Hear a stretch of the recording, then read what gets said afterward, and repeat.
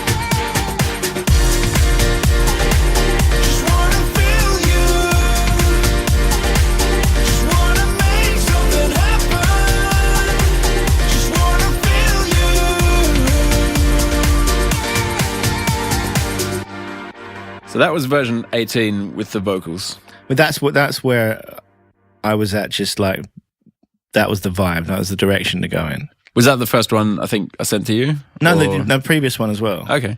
But I don't know. Just I guess it's just the vocals. When I heard vocals, I knew there's a direction there. Yeah. I'm not exactly sure what the direction was, or like even what the lyrics mean. But sometimes they're placeholders, as we will testify with a lot of things. Sometimes the placeholder lyrics can be absolute garbage. Well, a lot of the times look at Phil Collins. What's this studio? The placeholder lyrics often make it into the final track, you know? Yep. Especially with Knife Party. I mean, with Pendulum, I usually try and put a little bit more thought into the lyrics before the tracks go out. But with Knife Party, we like doing stuff on the fly. We like doing tracks quickly, even though this shit has been taking forever recently. I guess as well is like the only reason you wouldn't change the lyrics is if the wording just defines like the character of the top line and stuff. Well, I like the melody, and sometimes I just don't want to record the vocals again, and I'm happy enough with the lyrics, so fuck it. Sounds good. It ain't broke, don't fix it. But then what happened is I was playing a bunch of tracks before a DJ set just in the dressing room, and I happened to play this one by Tom Starr.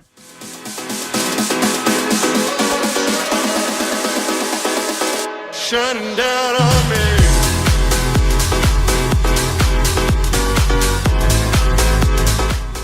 And what I realized was I had subconsciously sort of ripped that entire kind of little piano melody idea. I mean, you're not completely, like similarly. No, it's still a bit different, but it's similar enough to make me uncomfortable about it. Yeah, but I mean, rave pianos is, that's he doesn't have ownership of rave pianos. No. We love you, Tom. True, but it sounded similar enough that I was like, you know what, I don't really want to do that. I'd rather do something that feels more original. And by that time, we felt a little bit like, man, this trance thing has really come back, probably thanks to Porter or whoever kicked it off. But we were kind of like, man, we really used to love... don't get me started. We used to love trance back in the day. Love that. Carl will testify to that as well. And kind of wanted to do something... in that vein while it was still hot, because it hasn't been hot for, very many times throughout history. 10 years or so? Yeah. It comes and goes. We love a trance. But we were like, well... And you should love it too. We were like, well, while the style's popular, why don't we fucking use that opportunity to actually do, some music that we've actually wanted to make for a while and try to keep the influences out as much as we can. Exactly. So I came up with this demo. Belter. Yeah. Although this, I should warn you, occasionally we put stuff on the master bus that makes the track sound heavier than it actually is, just so that we can get a vibe for the track before we go into mixing it properly. Yeah, it's like working with a filter on. Yeah. So this is a version of that, of the new idea, the new direction we went down, but with a fuckload of processing on the master, which got rendered to this version. Run that! Take it with a grain of salt.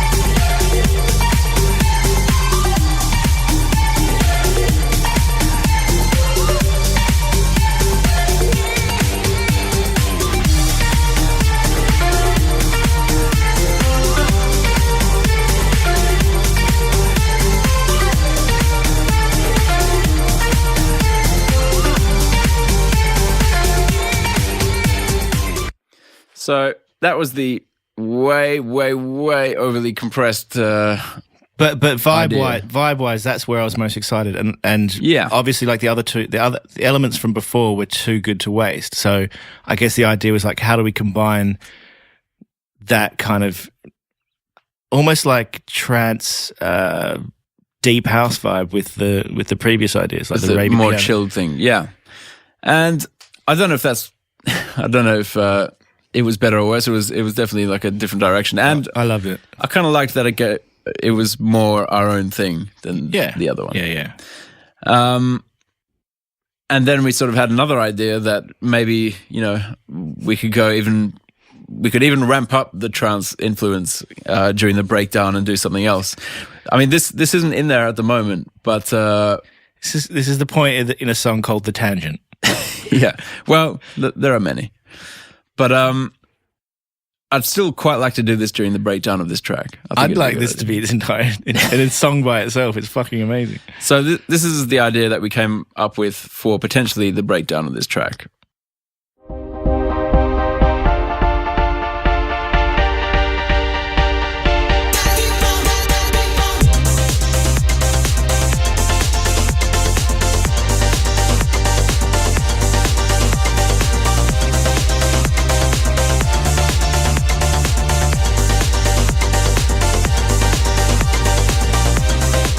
Probably a high-pitched vocal, kind of like Harpoon over this as well.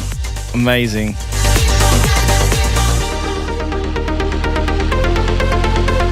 Hands in the air at I've got my hands in the air. Is it Creamfields? What's that trance festival? Global Gathering. One of them. Hands in the air moment.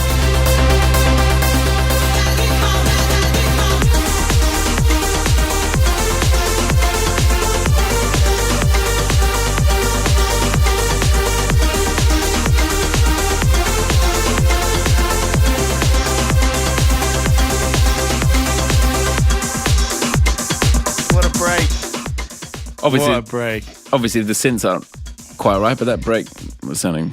No, see, that's like that. The whole vibe of that is the whole vibe of that is just pure nostalgia. But I think it's modern now.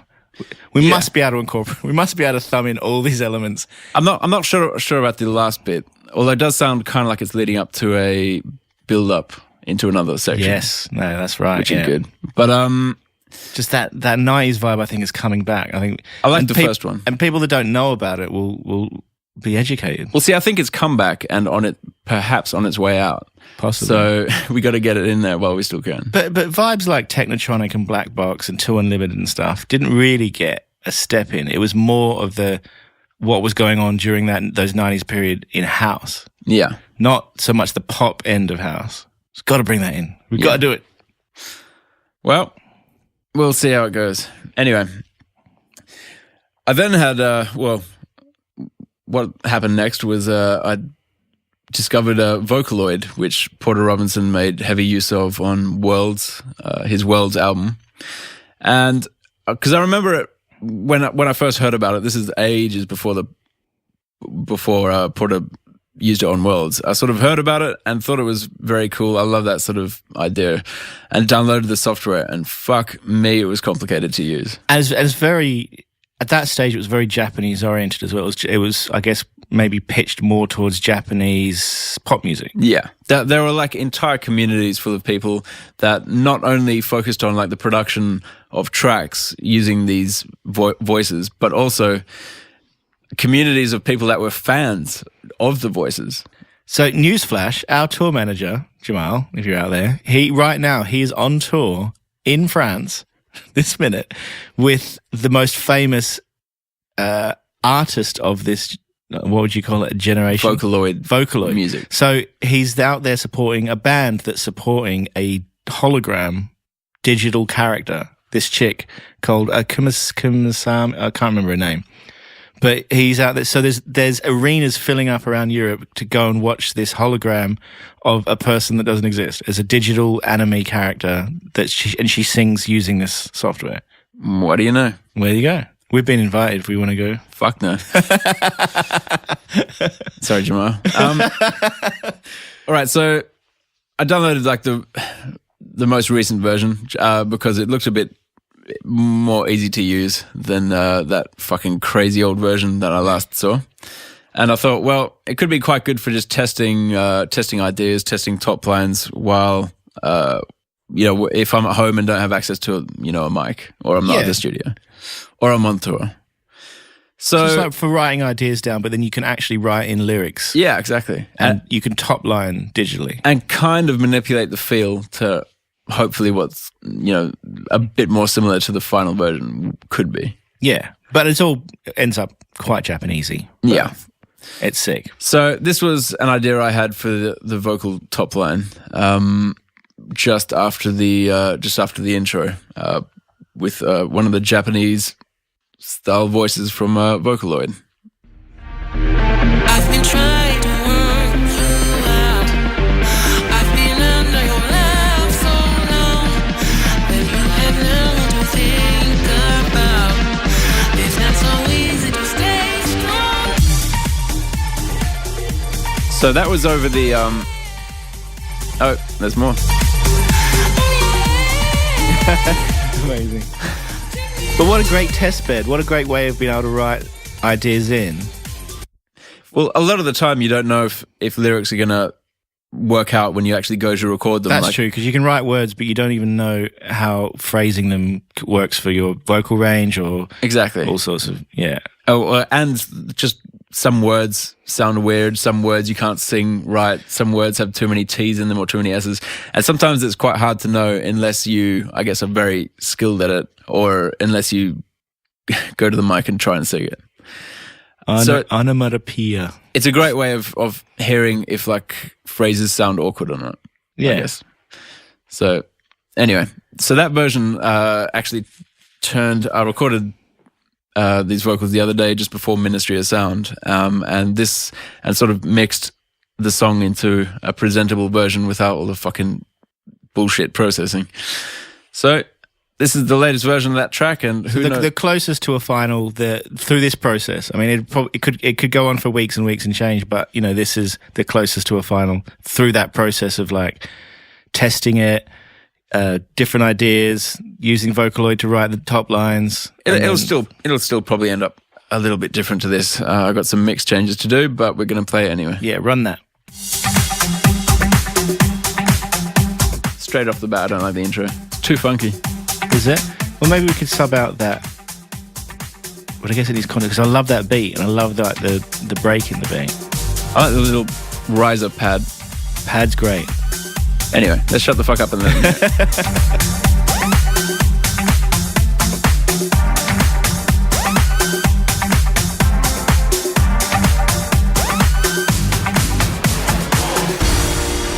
I've been trying to work you out.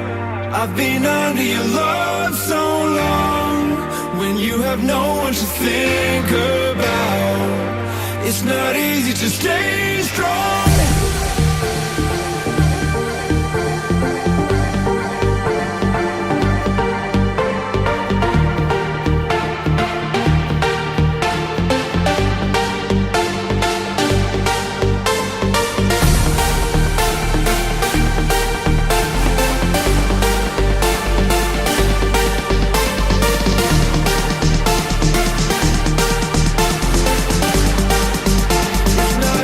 Stay strong.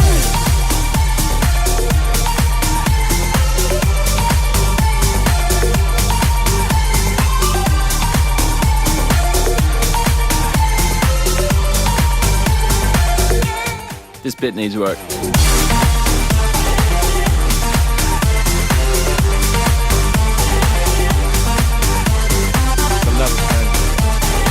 Huh? I love the tone of the synth though, like.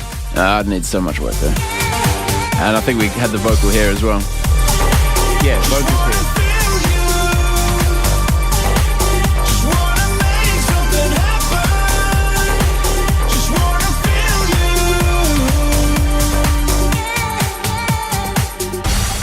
And Star Away. So that's Ghost Town as it stands, and we're gonna do a bunch more to that, and hopefully it'll end up sounding decent. Yeah, a little bit of insight into the process. It's sometimes a short process, sometimes a very long process, sometimes a very, very long process.